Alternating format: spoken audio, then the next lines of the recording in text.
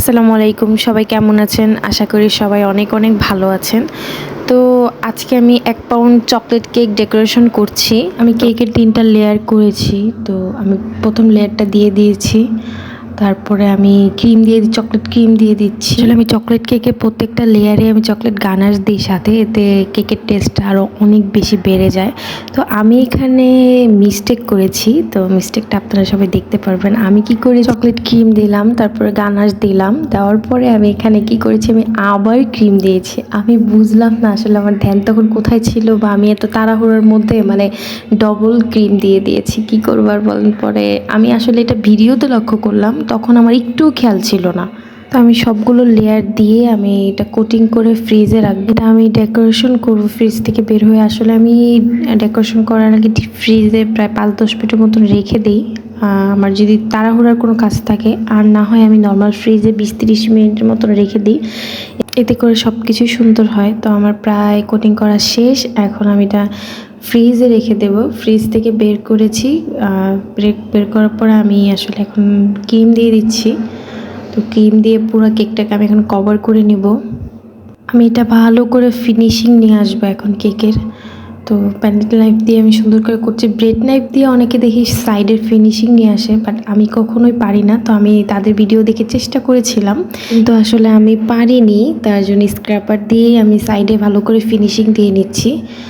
তো এখানে আমার বলা হয়েছিল পুরোটা সাদা ক্রিম থাকবে আর লাল 2টা গোলাপ ফুল থাকবে। তো আসলে এত গরম পড়েছে, আমি জানেন গোলাপ ফুল বানাইতেই পারতেছিলাম না। আসলে মনে হচ্ছে কি গলে গলে সব পড়ে যাচ্ছে। লাস্টে দেখতে পারবেন যে আমার একটা পাতাও হয়নি।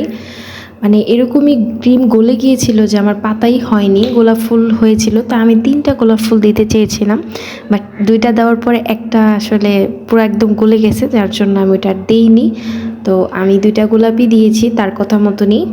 এখানে আসলে তার ওয়াইফকে সারপ্রাইজ দিবে, অ্যানিভার্সারি হয়তো ছিল। তা আসলে এত গরম ছিল, ক্রিম একদম গলে যাচ্ছিল। তো দেখেন পাতাটা আমার হচ্ছিলই না, এত পরিমাণ ক্রিম গলে গিয়েছিল যে আমার পাতাটা বসতে চাচ্ছিল না।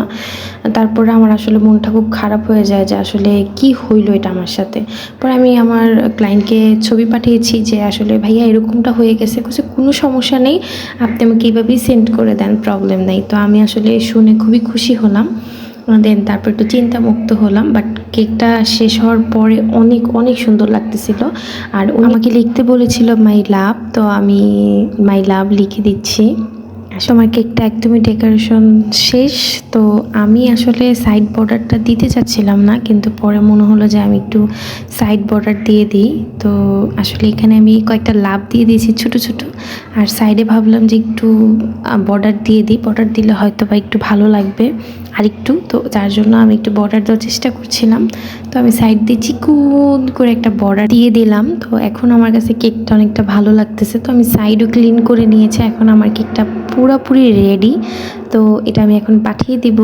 তো দেখতেই পাচ্ছেন কেকটা কেমন হয়েছে, সবাই কিন্তু কমেন্ট করে জানাবেন যে আসলে কেমন হয়েছে। আমি আসলে চেষ্টা করেছিলাম অনেক আরও বেশি সুন্দর করার। আসলে পাতাগুলি যদি সুন্দর হয়ে বসতো তাহলে হয়তো আরেকটু বেশি সুন্দর লাগতো। তো আমার কেকটা একদমই রেডি। সবাই ভালো থাকবেন। আল্লাহ হাফেজ।